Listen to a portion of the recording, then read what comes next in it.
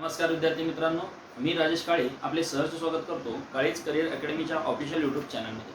विद्यार्थी मित्रांनो, आज आपण भौमितिक संकल्पनांविषयी काही महत्त्वाच्या कन्सेप्ट पाहणार आहोत. चला तर आपण सुरुवात करूयात भूमिती या संकल्पनेला. आज आपण भूमिती या विषयामधील कोन व कोनाचे प्रकार ही कन्सेप्ट पाहणार आहोत.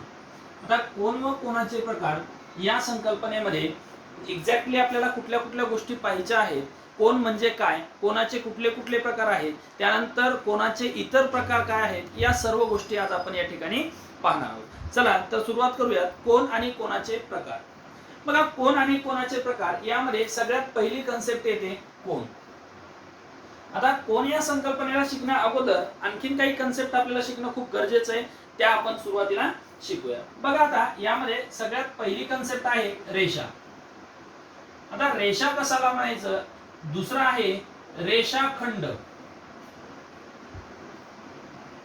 तिसरी कन्सेप्ट आहे किरण, आणि या तीन कन्सेप्टच्या नंतर जी तयार होते तिला म्हटलं जातं कोन.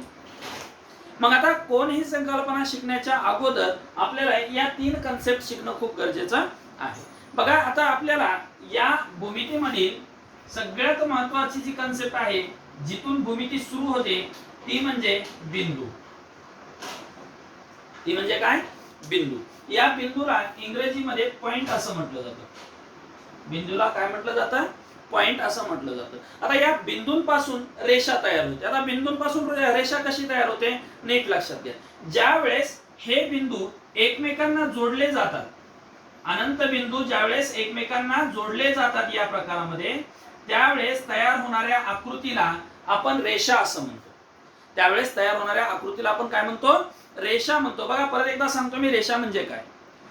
अनंत बिंदू ज्यावेळेस एकमेकांना जोडले जातात, त्यावेळेस तयार होणाऱ्या आकृतीला आपण रेषा असं म्हणतो. आता रेषा ही जी कन्सेप्ट आहे, ही कन्सेप्ट आपल्याला बघा, रेषेचे प्रकार जर म्हटलं तर सरळ रेषा एक प्रकार आहे, तिरकस रेषा किंवा तिरपी रेषा हा एक प्रकार आहे, वलयांकित रेषा ही एक प्रकार आहे. म्हणजे रेषेचे अनेक प्रकार आहेत. त्यापैकी रेषा म्हणजे काय हे तुम्हाला समजून घ्यायचंय. रेषा म्हणजे काय, ज्यावेळेस अनंत बिंदू एकमेकांना जोडले जातात, त्यावेळेस तयार होणाऱ्या भौमितिक आकृतीला रेषा असे म्हणतात. आता या रेषेचं वैशिष्ट्य काय, किंवा रेषा म्हटलं की कुठल्या कुठल्या गोष्टी महत्वाच्या आहेत, तर सगळ्यात पहिली गोष्ट रेषा म्हटलंय की बघा, रेषा म्हटलं की बघा, आता या कोनच्या अगोदरची कन्सेप्ट आपण पाहतोय, रेषा. ओके, ज्याला आपण लाईन असं म्हणतो इंग्रजीमध्ये. आता ही लाईन काय असते, रेषा काय असते. ओके, बघा, आता रेषा किंवा लाईन. आता रेषा म्हणजे काय, ज्यावेळेस अनंत बिंदू एकमेकांना जोडले जातात, त्यावेळेस तयार होणाऱ्या आकृतीला आपण रेषा म्हणतोय, आताच पाहिलं आपण. मग रेषा नेमकी असते कशी, तर बघा, या प्रकारची जी असते तिला आपण रेषा म्हणतो. मग रेषा ही या प्रकारची असू शकते, या प्रकारची असू शकते, या प्रकारची असू शकते. पण यामध्ये साम्य काय आहे, यामध्ये सारखेपणा काय आहे, तर यामधला सारखेपणा त्याला आपण गुणधर्म असं म्हणूयात रेषेचे. पहिला गुणधर्म, रेषा ही दोन्ही बाजूने अमर्याद असते. दोन्ही बाजूने काय असते, अमर्याद असते. म्हणजेच दोन्हीही बाजूना तिला बाणाचे टोक दाखवलेले असतात. दोन्ही बाजूने काय केलेले असतात, बाणाचे टोक दाखवलेले असतात. ओके, दुसरा महत्वाचा मुद्दा, रेषेचे नाव. रेषेचे नाव हे नेहमी एक अक्षरी व दुसऱ्या लिपीमध्ये असते. एक अक्षरी व दुसऱ्या लिपीमध्ये असते. उदाहरणार्थ बघा, याला आपण लाईन यल म्हणणार, पण लाईन यल हे नेहमी दुसऱ्या भाषेत लिहिलं जातं. लाईन यल असं कधी लिहिलं जात नाही. Line L, line M, line N. बघा, हे सगळे अक्षर जे वापरतोय आपण, हे दुसऱ्या लिपीमधले, म्हणजे स्मॉल लिपीमधले. आलं लक्षात. म्हणून रेषेचं नाव हे नेहमी दुसऱ्या लिपीमध्ये वापरायचं आहे. तिसरा महत्वाचा मुद्दा, रेषेला लांबी नसते. बघा, रेषेला लांबी नसते. का नसते लांबी, कारण की रेषा ही अमर्याद आहे. या ठिकाणी हे जे बाण दाखवला जातो भूमितीमध्ये, भूमितीमध्ये या बाणांचा अर्थ असा असतो की हे या दिशेने कुठल्याही लेवल पर्यंत वाढवले जाऊ शकतात, कुठल्याही लेवल पर्यंत, त्याला कुठलंच लिमिटेशन नाही. ओके, याला म्हणायचं रेषा. तर तुम्हाला रेषा ही काय आहे ही कन्सेप्ट तुम्हाला आता क्लिअर झाली असेल. आता आपण रेषाखंड ही कन्सेप्ट पाहणार आहोत. काय पाहणार आहोत आपण? रेषाखंड. की रेषाखंड एक्झॅक्टली कशाला म्हणायचं बघा. आता रेषाखंड कशाला म्हणायचं हे समजून घेऊ आपण. ठीक आहे, आता रेषा म्हणजे काय हे तुम्हाला समजलं, पण रेषाखंड म्हणजे काय बघा. रेषाखंड, खंडचा अर्थ काय झाला? मर्यादा. आता ही एक रेषा आहे, समजा या रेषेचं नाव आहे यल. ह्या यल रेषेवर कुठलेही दोन बिंदू जर आपण घेतले, कुठलेही दोन बिंदू आपण घेतले, तर ह्या दोन बिंदूंच्या मधला जो भाग असतो त्या दोन बिंदूंच्या मधल्या भागाला रेषेवरील कोणत्याही दोन बिंदूच्या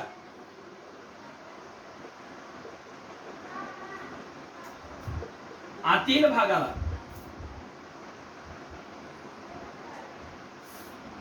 रेषाखंड कंसात लाईन सेगमेंट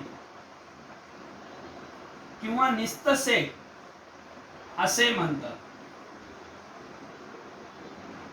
असे म्हणतात. ओके, लाईन सेगमेंट किंवा लाईन सेग असं म्हणतात, सेगमेंट असं म्हणतात. कशाला?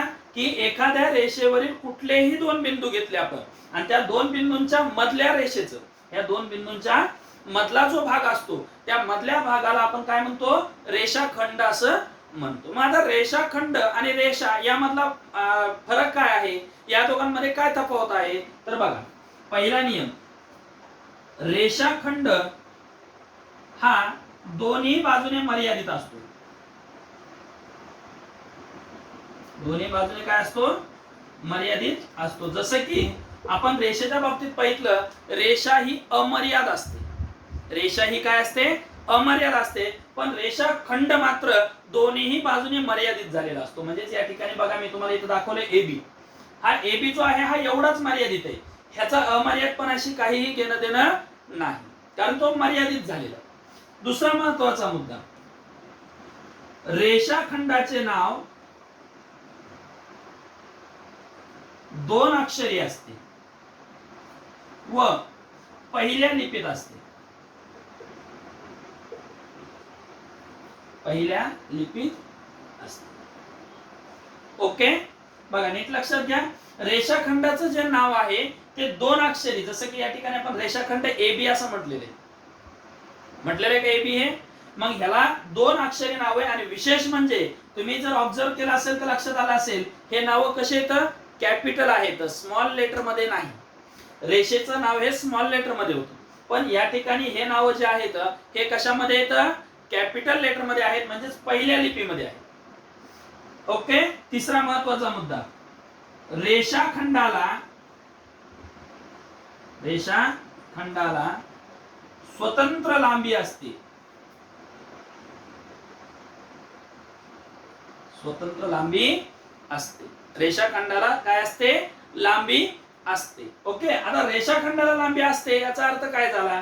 तर ही जी रेषा आहे ह्या दोघांच्या मधली बघा, रेषाखंड ह्या शब्दाला आपण मराठीमध्ये रेघ असं सुद्धा म्हणतो बरं का. रेषाखंड आणि रेघ एकत्र, आणि रेषा हा शब्द वेगळा. ओके, रेषा जी अमर्याद असते आणि रेषाखंड किंवा रेघ हे ज्याला मर्यादा असते. मग या ठिकाणी रेषाखंडाला स्वतंत्र लांबी असते. हा पॉइंट क्लिअर झाला का? आता रेषाखंड ही कन्सेप्ट क्लिअर झाली का तुमची? बघा, दोन कन्सेप्ट आपण पाहितल्या. पहिली पाहितली रेषा, दुसरा पाहितला रेषाखंड. रेषाची पाहितली, रेषेमध्ये रेषा ही अमर्याद असते, जिला लांबी नाही, कारण ती अमर्याद आहे. तिचं नाव हे एकाक्षरी असतं आणि दुसऱ्या लिपीमध्ये असतं. दुसरा पॉइंट पाहितला आपण रेषाखंड. रेषाखंड कशाला म्हणायचं? जी रेषा दोन्ही बाजूने मर्यादित असते तिला आपण रेषाखंड म्हणणार. मग ती दोन्ही बाजूने मर्यादित आहे याचा अर्थ तिला स्वतःची लांबी आहे, आणि स्वतःची लांबी म्हणजे स्वतंत्र लांबी आहे. तिसरा महत्वाचा मुद्दा, रेषाखंडाचं नाव हे नेहमी आपल्याला दोन अक्षरी असतं आणि हे दोन्हीही अक्षर आपल्याला कॅपिटल मध्ये घ्यावे लागतात. दोन्ही अक्षर कशामध्ये घ्यावे लागतात आपल्याला? कॅपिटल मध्ये. ओके, ही कन्सेप्ट क्लिअर झाली असेल तर आपण पुढच्या कन्सेप्ट कडे जाऊयात, ज्याचं नाव आहे किरण. ज्याचं नाव काय आहे? किरण. आता किरण कशाला म्हणायचं हे नीट समजून घ्या. खूप महत्वाच्या कन्सेप्ट आहेत. ह्या कन्सेप्ट जेवढ्या लवकर समजतील तेवढं भूमिती तुम्हाला सोपी जाईल. बघा आता लक्ष द्या.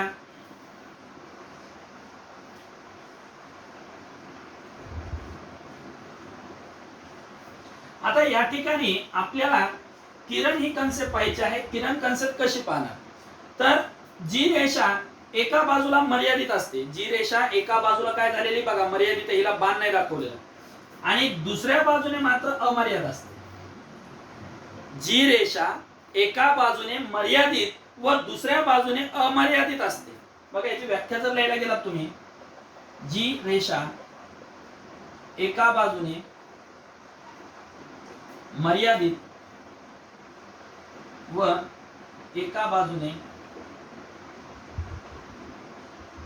अमर्याद असते,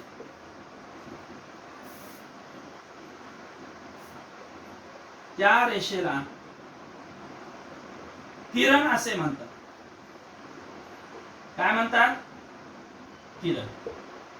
ओके, दुसरा महत्वाचा मुद्दा, किरणाचे नाव दोन अक्षरी असते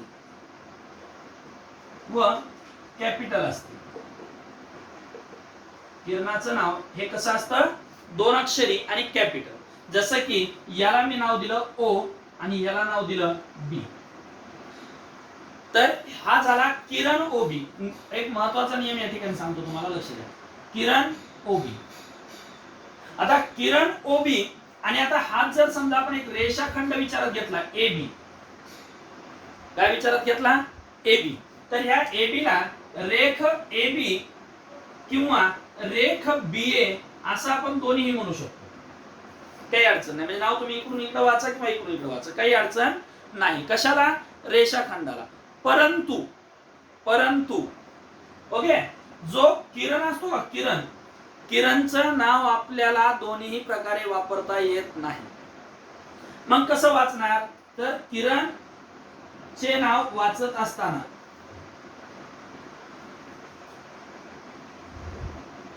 नेहमी आरंभ बिंदू अगोदर घ्यावा. बघा, ज्या बाजूने तो मर्यादित असतो, ज्या बाजूने काय असतो? मर्यादित, त्या बिंदूला म्हणायचं आरंभ बिंदू. त्याला काय म्हणायचं? आरंभ बिंदू. ओके. आणि कुठल्याही किरणाचं नाव वाचत असताना कसं वाचायचंय? तर ज्या साइडने त्याला मर्यादा आलेली आहे, काय आलेली आहे? मर्यादा, तो बिंदू त्याचा आरंभ बिंदू असतो आणि आपल्याला वाचन करताना त्याच दृष्टीने वाचायचंय. म्हणजेच किरण ओबी याला आपण किरण बी ए म्हणू शकत नाही, बीओ म्हणू शकत नाही. त्याला आपल्याला काय म्हणावं लागेल? किरण ओबीच म्हणावं लागेल. कन्सेप्ट समजली का किरणाची? ओके. किरणालाही विशिष्ट प्रकारची लांबी नाही. का नाहीये? कारण तो एका बाजूने अमर्याद आहे. म्हणजे इथपर्यंत मोजली, समजा 4 सेंटीमीटर भरली, तो अजून वाढू शकतो, 5 वाढू शकतो, 6 वाढू शकतो, 7 वाढू शकतो. त्याला लिमिटच नाहीये कुठलीच. त्यामुळे किरणाला लांबी नाही, किरणाला स्वतःची लांबी नाही.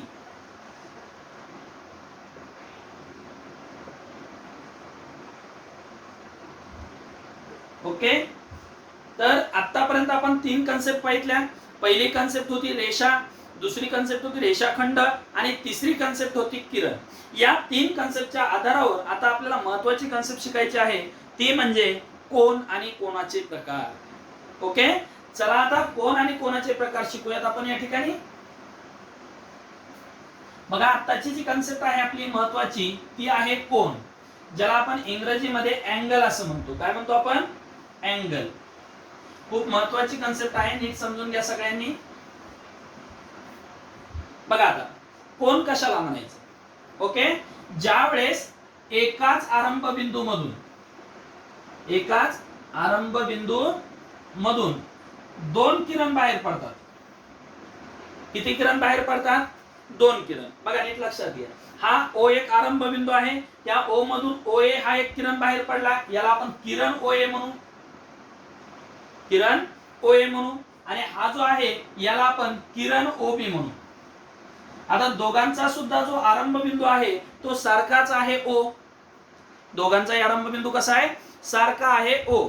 मग ज्यावेळेस एकाच आरंभ बिंदू मधून दोन किरण वेगवेगळ्या दिशेला निघतात, वेगवेगळ्या दिशेला निघतात, त्यावेळेस तयार होणाऱ्या भौमितिक आकृतीला आपण कोन असं म्हणतो. मग ही आकृती ही या प्रकारची असू शकते, किंवा समजा हा एक बिंदू आहे, इथून एक किरण इकडे गेला आणि दुसरा किरण इकडे गेला, तर हा सुद्धा एक प्रकारचा कोनच आहे. किंवा एक इकडे गेला आणि दुसरा पण तिकडेच गेला, तर हे सुद्धा एक प्रकारचा कोनच आहे. यांनाच आपण कोनाचे प्रकार असं म्हणणार आहे. लक्षात येत आहे? बघा, आपण कोनाचे महत्वाचे प्रकार सगळे पाहणार आहोत, त्याबद्दल काळजी करू नका. सगळ्यात महत्वाचं आहे कोन म्हणजे काय. कोन म्हणजे काय? ज्यावेळेस एकाच आरंभ बिंदू मधून दोन किरण बाहेर पडतात, त्यावेळेस तयार होणारी आकृती, त्या आकृतीला आपण कोन असं म्हणणार आहे. आता ही झाली संकल्पना कोन. पण कोनाचे माप ही परत एक संकल्पना आहे. कोनाचे माप आपण बघतो ना, कोनाचे माप नेहमी आपल्याला अंशामध्ये दिलेलं असतं, की एका कोनाचं माप 50 अंश आहे, एका कोनाचं माप 100 अंश आहे, एका कोनाचं माप 70 अंश आहे. मग हे माप नेमकं काय असतं? What is the measure of angle? त्याला आपण मेजर ऑफ अँगल म्हणतो. कोनाचे माप या संकल्पनेला आपण मेजर ऑफ अँगल म्हणतो. मग आता हे मेजर ऑफ अँगल नेमकं काय आहे, कोनाचं माप ही संकल्पना काय आहे, तर नीट लक्षात घ्या. ज्यावेळेस एकाच आरंभ बिंदू मधून दोन किरण बाहेर पडतात, त्यावेळेस त्या दोन किरणांच्या आतला हा जो भाग असतो ना, आतला, त्या दोन किरणांच्या मधला भाग, त्या मधल्या भागाला म्हणायचं कोनाचे माप. मधल्या भागाला काय म्हणायचं? कोनाचे माप. हा नेहमी अंशामध्ये असतो. ओके, कन्सेप्ट समजली का सगळ्यांना? कोन म्हणजे काय आणि कोनाचे प्रकार. आता कोनाची व्याख्या मी या ठिकाणी तुम्हाला लिहून देतो. बघा, कोनाची व्याख्या काय आहे? ज्यावेळी एकाच आरंभ बिंदू मधून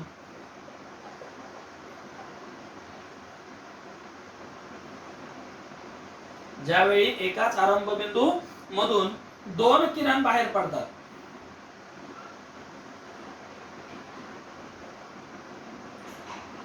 त्यावेळी तयार होणाऱ्या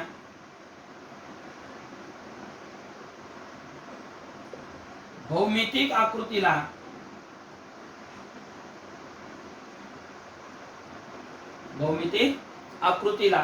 कोन असे म्हणतात. कोन असे म्हणतात. ओके, कोन म्हणजे काय समजलं आता? बघा, मी इथे या ठिकाणी तुम्हाला लिहून दिलंय. ज्यावेळेस एकाच आरंभ बिंदू मधून दोन किरण बाहेर पडतात, त्यावेळेस तयार होणाऱ्या आकृतीला आपण कोन असं म्हणतो. त्यानंतर आता कोनाचं माप आणि त्या दोन किरणांमधील अंतर्भागातील किंवा त्या दोन किरणांतील अंतर्भागातील अंतराला त्या कोनाचे माप म्हणतात. त्या कोनाचे माप असे म्हणतात. संकल्पना समजली का? कोन म्हणजे काय आणि कोनाचे प्रकार काय आहे. बघा, कोन म्हणजे काय? एकाच आरंभ बिंदू मधून ज्यावेळेस दोन किरण बाहेर पडतात, त्यावेळेस तयार होणाऱ्या भौमितिक आकृतीला आपण कोन असं म्हणणार आहे. आणि कोनाचं माप हे त्या दोन किरणांमधील अंतराला आपण म्हणणार आहोत. कन्सेप्ट समजलेली असेल तर आपण पुढे जाऊयात. जर कुणाला काही या बाबतीत अडचण येत असेल तर त्यांनी मला टेक्स्ट मेसेज करा किंवा व्हॉट्सअप मेसेज करा. बघा, आता ही झाली कोनाची संकल्पना. आता कोनाचे प्रकार काय आहेत, किंवा आता कोन म्हणजे काय हे तर तुम्हाला समजलं. पण आता एक महत्वाचा मुद्दा बघा. आता कोनाचे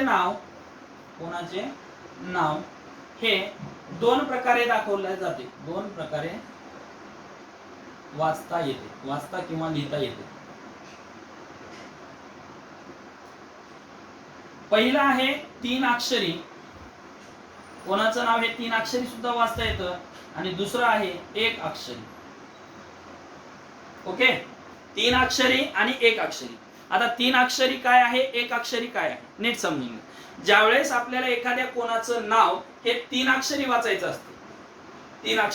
असतं, त्यावेळेस आरंभ बिंदूचं नाव मध्यभागी घ्यावा. आरंभ बिंदू कसा घ्यावा? मध्यभागी. म्हणजे आता मला ह्या कोणाचं नाव वाचायचंय, तर ह्या कोणाला मी अँगल AOB किंवा कोन BOA असं म्हणणार.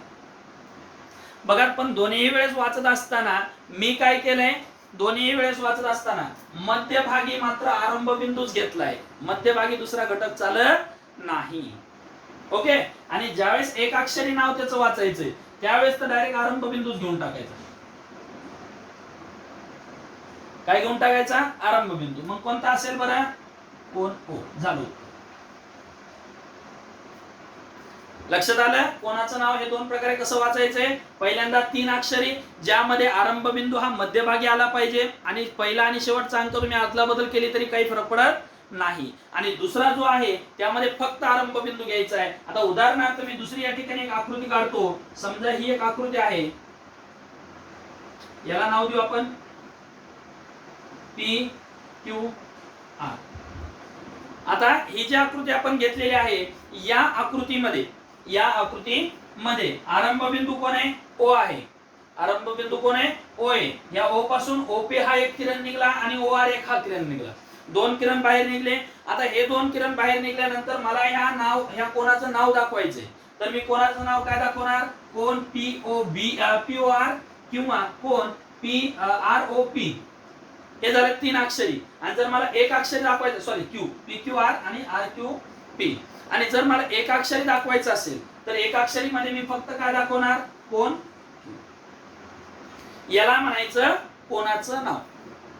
बघा, आपण 3 कन्सेप्ट पाहिल्या. कोन म्हणजे काय, कोणाचं माप म्हणजे काय, आणि कोणाचं नाव कशा पद्धतीने दिलं जातं किंवा वापरलं जातं. ह्या 3 संकल्पना समजल्या असतील तर आपण आता पुढे जाऊया. आपली पुढची संकल्पना आहे कोनाचे प्रकार. कोनाचे प्रकार. बघा, आता कोनाचे मुख्य प्रकार आपण पहिल्यांदा पाहूया, त्यानंतर इतर प्रकार पाहूया.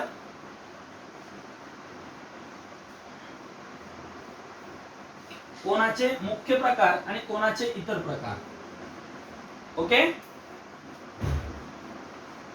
आता कोनाचे मुख्य प्रकार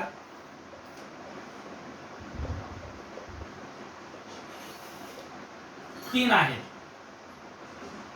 किती आहेत कोनाचे मुख्य प्रकार? 3. कुठले कुठले? बघा, पहिला आहे लघुकोन, दुसरा आहे काटकोन, आणि तिसरा आहे विशाल कोन. आता लघुकोन कशाला म्हणायचं, काटकोन कशाला म्हणायचं, विशाल कोन कशाला म्हणायचं? लघुकोनला आपण इंग्रजीमध्ये ॲक्यूट अँगल असं म्हणतो. काय म्हणतो आपण? Acute angle. दुसरा आहे काटकोन, त्याला आपण राईट अँगल असं म्हणतो. आणि तिसरा आहे विशाल कोन, त्याला आपण ऑब्ट्यूज अँगल असं म्हणतो. आता लघुकोन काय आहे, काटकोन काय आहे आणि विशाल कोन काय आहे हे समजून घेण्यासाठी व्यवस्थित लक्ष द्या. आता लघुकोन कशाला म्हणायचं? ज्या कोणाचं माप 0 अंशापेक्षा जास्त व 90 अंशापेक्षा कमी असतं. ज्या कोणाचं माप हे 0 अंशापेक्षा जास्त आणि 90 अंशापेक्षा कमी असतं त्या कोणाला आपण लघुकोन असं म्हणतो. आता हा लघुकोन असतो कशा प्रकारचा? तर समजा ह्या कोणाचं माप आहे 60 अंश. या कोणाचं माप किती? 60 अंश. तर ह्याला म्हणायचं लघुकोन. का? कारण की तो काय 90 पेक्षा लहान. एखादा कोन आहे तो 87 अंशाचा आहे, याला सुद्धा काय म्हणणार आपण? लघुकोन. का? 90 पेक्षा पॉइंट अर्ध्याने जरी कमी असेल तरी सुद्धा तो काय झाला? लघुकोन. ओके. आता काटकोन कशाला म्हणायचं? ज्या कोणाचं माप एकदम 90 अंश आहे, बरोबर किती पाहिजे? 90 अंश, एक्झॅक्ट 90 डिग्री, त्याला म्हणायचं काटकोन. मग हा काटकोन कसा असतो? तर काटकोन हा 2 सरळ रेषांपासून तयार झालेला असतो. 2 कशापासून तयार झालेला असतो? सरळ रेषांपासून. बरं, हा ओळखायचा कसा? ठीक आहे सर, तुम्ही सरळ रेषांपासून तयार झाला होता. याच्या आधी तुम्हीच आता हे पण उदाहरण घेतलं, त्याच्या आधीचं पण उदाहरण घेतलं, ज्यामध्ये तुम्ही काही आम्हाला सांगितलंच नाही त्याचं माप किती. तर काटकोन दाखवण्याचे 2 प्रकार आहेत. एक म्हणजे या प्रकारचा कोन तयार करून, या प्रकारचं सिंबल. ओके. हे असे असेल, असं असेल, किंवा या सॉरी दोन समजा, 1 आणि 2. ओके, या प्रकारचे सिम्बॉल्स जे आहेत, या सिम्बॉल्सचा अर्थ असतो की तो कोण हा काटकोन आहे. म्हणजे थोडक्यात तुम्हाला कोण ज्या ठिकाणी आहे तिथं आरंभ बिंदूपाशी तुम्हाला एक चौकोन झाल्यासारखं दिसेल. काय झाल्यासारखं दिसेल? चौकोन. त्यावेळेस म्हणायचं तो काटकोन आहे. ओके, तिसरा प्रकार आहे विशाल कोन. तिसरा प्रकार काय आहे? विशाल कोन. आता विशाल कोन कशाला म्हणायचं ते नीट समजून घ्या. विशाल कोन हे बघा, आता लक्षात घ्या विशाल कोन कशाला म्हणायचं. ओके, ज्या कोणाचं माप 90 अंशापेक्षा जास्त, 90 अंशापेक्षा जास्त, परंतु 180 अंशापेक्षा कमी असतं. 90 अंशापेक्षा जास्त परंतु 180 अंशापेक्षा कमी असतो, त्या कोणाला म्हणायचं? विशाल कोन. त्या कोणाला काय म्हणायचं? विशाल कोन. बघा, आपण पहिल्यांदा पाहिलं लघुकोन. लघुकोन कशाला म्हणायचं? ज्या कोणाचं माप 0 अंशापेक्षा जास्त आहे परंतु 90 अंशापेक्षा कमी, त्याला आपण लघुकोन म्हणणार. काटकोन कशाला म्हणायचं? ज्या कोणाचं माप बरोबर 90 अंश आहे त्या कोणाला म्हणायचं काटकोन. आणि तिसरं विशाल कोन, ज्या कोणाचं माप 90 अंशापेक्षा जास्त परंतु 180 अंशापेक्षा कमी आहे, अशा कोणाला आपण काय म्हणायचं? विशाल कोन असं म्हणायचं. उदाहरणार्थ मी या ठिकाणी एक आकृती काढतो. बघा, ह्याचं माप आहे 110 अंश. याचं माप किती? 110 अंश. मग हा कोण कसल्या प्रकारचा झाला? विशाल कोन. बरोबर आहे, कारण की 90 पेक्षा जास्त आहे. समजा एखादा मी या प्रकारचा कोन काढला ज्याचं माप आहे 150 अंश. कसल्या प्रकारचा कोन झाला? विशाल कोन. एखादा कोन काढला ज्याचं माप आहे 175 अंश. कसल्या प्रकारचा कोन झाला? विशाल. ओके, बघा, लघुकोन तुम्हाला समजला, काटकोन समजला, विशाल कोन समजला. पण काही जणांना प्रश्न पडला असेल, सर एखाद्या कोणाचं माप जर 0 अंश असेल तर त्याला काय म्हणायचं? एखाद्या कोणाचं माप जर 0 अंश असेल तर त्याला काय म्हणायचं? तर त्याला शून्य कोनच म्हणायचं. काय म्हणायचं त्याला? शून्य कोन. बघा, हे मुख्य प्रकार होते. आता इतर प्रकारांमध्ये उचलून आपण शून्य कोन. शून्य कोन कशाला म्हणायचं? ज्या कोणाचं माप 0 अंश आहे. आता तुम्ही म्हणाल 0 अंशाचा कोन कसा तयार होऊ शकतो? बरोबर आहे का नाही? होतो. कसा होतो? मी मगाशीच तुम्हाला सांगितलं, एकाच आरंभ बिंदू मधून ज्यावेळेस 2 किरण बाहेर पडतात त्यावेळेस तयार होणाऱ्या आकृतीला आपण काय म्हणणार? कोन म्हणणार. मग हा समजा पहिला बाहेर पडलेला किरण आहे आणि हा तुमचा दुसरा बाहेर पडलेला किरण आहे. बघा, हे ए, ओ आणि हा बी एकाच रेषेवर तयार झाला का नाही? आणि विशेष म्हणजे एकाच बाजूला तयार झाला. एकाच रेषेवर आणि एकाच बाजूला, त्यावेळेस ह्याला म्हणायचं शून्य कोन. त्यावेळेस ह्याला काय म्हणायचं? शून्य कोन. ओके, आता नीट लक्षात घ्या, ही झाली शून्य कोन. दुसरा प्रश्न पडला असेल, सर ज्याचं माप एकदम 180 अंश आहे त्याला काय म्हणायचं? बरोबर आहे, ज्याचं माप एकदम 180 अंश आहे त्याला काय म्हणायचं? तर त्याला सरळ कोन किंवा रेषीय कोन असं म्हणायचं. ज्या कोणाचं माप एकदम 180 अंश आहे, काय आहे? एकदम 180 अंश आहे, त्या कोणांना म्हणायचं सरळ कोन किंवा रेषीय कोन. त्या कोणाला काय म्हणायचं? सरळ कोन किंवा रेषीय कोन. याचं उदाहरण जर घ्यायचं म्हटलं तर बघा, हे जे माप आहे हे 180 अंश असते. ओके, काही अडचण? बघा, आपण कोणाचे कुठले कुठले प्रकार पाहितले. पहिला प्रकार आपण पाहितला लघुकोन, दुसरा प्रकार पाहितला काटकोन, तिसरा प्रकार पाहितला विशाल कोन, चौथा प्रकार पाहितला शून्य कोन आणि पाचवा प्रकार पाहितला सरळ कोन किंवा रेषीय कोन. लघुकोन म्हणजे काय? ज्याचं माप 90 पेक्षा कमी असतं. काटकोन म्हणजे काय? ज्याचं माप बरोबर 90 अंश असतं. विशाल कोन ज्याचं माप 90 पेक्षा जास्त 180 पेक्षा कमी असतं त्याला आपण विशाल कोन म्हणणार. शून्य कोन ज्याचं माप बरोबर 0 अंश आहे त्याला आपण शून्य कोन म्हणणार. ज्याचं माप बरोबर 180 अंश आहे त्याला आपण रेषीय कोन किंवा सरळ कोन असं म्हणणार. हे झाले तुमचे कोणाचे मुख्य प्रकार.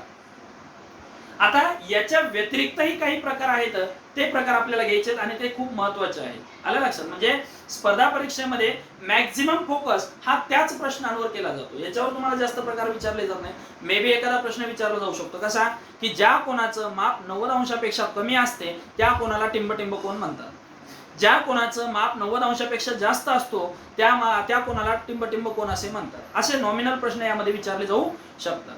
पण आता खऱ्या अर्थाने जे प्रश्न आपल्याला विचारले जातात ते प्रश्न या ठिकाणी आपल्याला पाहिजे आहेत. चला बघूयात आपण त्यामध्ये कुठल्या कुठल्या प्रकारचे कोण येतात. बघा आता नीट समजून घ्या.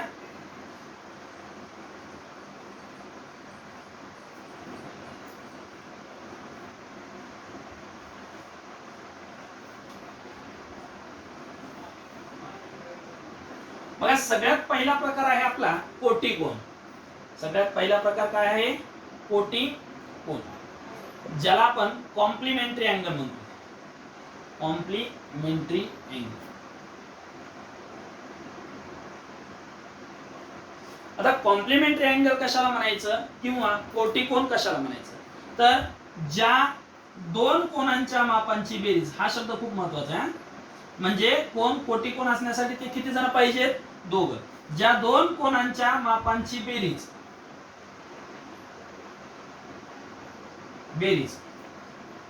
बरोबर 90 अंश असते. बरोबर किती असते? 90 अंश असते. त्या कोणाला किंवा त्या दोन कोणांना परस्पराचे कोटिकोन असे म्हणतात.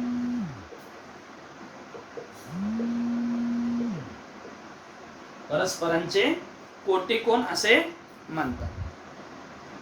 ओके. आता कोटिकोन म्हणजे काय कन्सेप्ट तुम्हाला क्लिअर झाली? बघा, ज्या दोन कोनांच्या मापांची बेरीज बरोबर 90 अंश असते त्या दोन कोनांना परस्परांचे कोटिकोन असे म्हणतात. ठीक आहे. आता या ठिकाणी उदाहरणार्थ घेऊयात आपण. उदाहरणार्थ एका कोणाचं म्हणजे कोण ए, बी आणि सी